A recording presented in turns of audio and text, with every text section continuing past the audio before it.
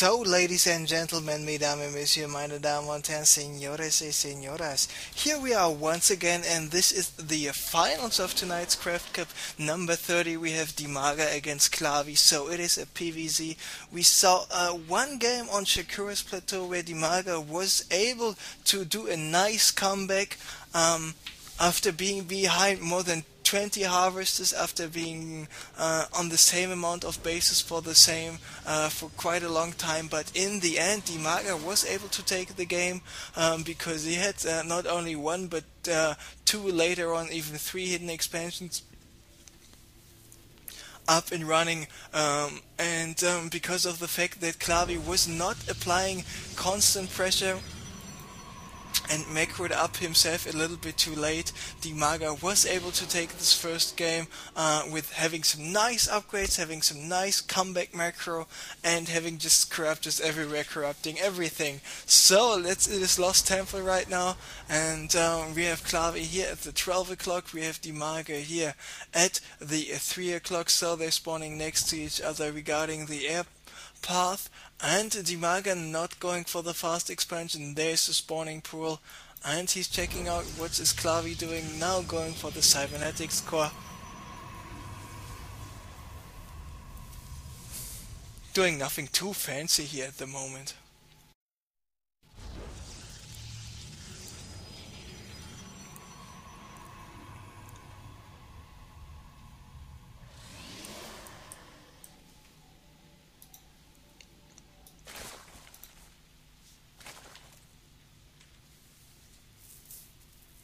So, PvZ, Lost Temple. Of course, as soon as you got your expansion up, which Dimaga will have in 100 seconds, he can go for some spine crawlers here in this area, or in this area, or better to say in that area. No, here do you want to have your spine crawlers, because with the spine crawlers there you just will be able to protect your natural, you will be able to protect your main base as well, quite well. And this is what I really like by Clavie, going for the fast Stargate. And I now would like him not to show his first units. I would like him to get some phoenixes, get 4 or 5 phoenixes, just wait with the phoenixes here in this area, and as soon as you got the 4 or 5 phoenixes, not 3 is not enough, get 4, even better 5, save all the energy on their nexus, and he's saving all his energy on his nexus to constantly chrono boost the shit out of the Stargate, and then go for a surprise attack, and as soon as you're moving out with all your phoenixes, go for the nexus. And then just kill overlords on the route, but the one thing you have to do is just get rid of the queens as soon as possible, and then you got a small timing window where the Zerg needs to get an evolution chamber and the spore quarters up, which is a 65 seconds in total, and then just use so much damage as you can. But looks like Clavie is not doing that, but instead he is going for a Stargate with a Void Ray instead of a Stargate with some Phoenixes. Now going for 3 more gates, so looks like this is some sort of distraction play. Maybe he wants to force Dimaga into more queens, maybe he wants to force Dimaga into more spore crawlers, and there we see actually he's waiting for the lair to finish, but he's going for the queen at the natural expansion right away. There is this Void Ray who took out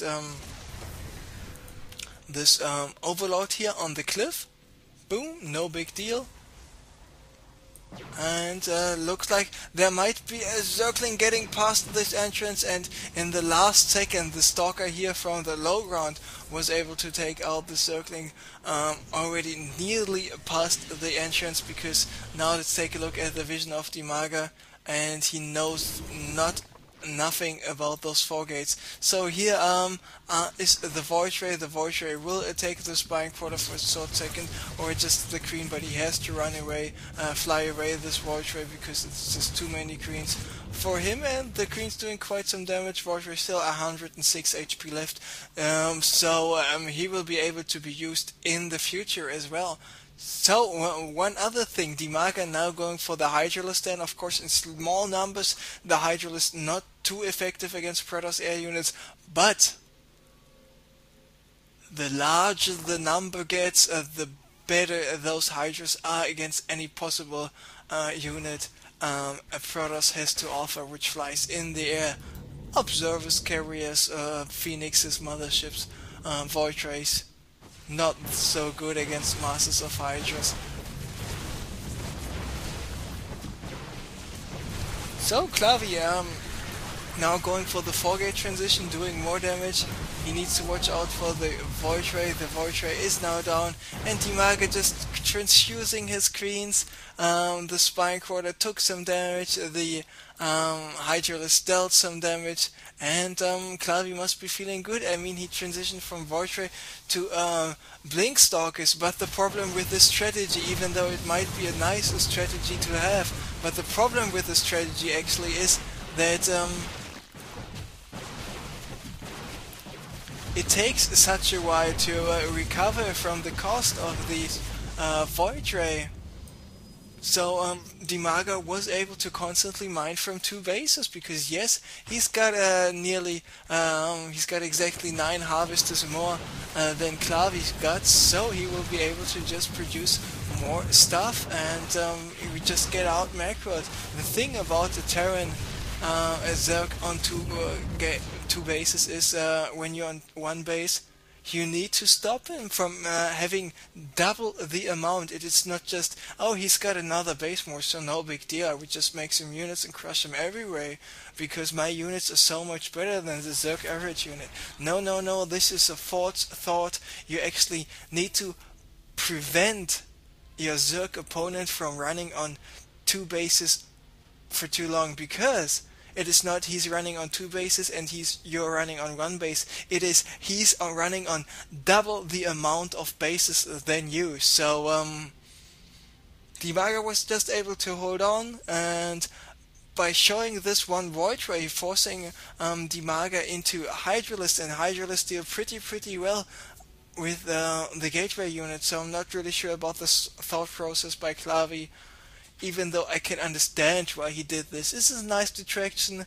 then have the Blink Stalkers out doing some damage there, but personally I would have thought, okay, just get some Phoenixes out, do as much damage as possible, and go for an expansion, and then go for the normal Colossi Gate Unit macro game. But we are in the lobby, the countdown has started for the next game, so let me just restart the VOD for the next game.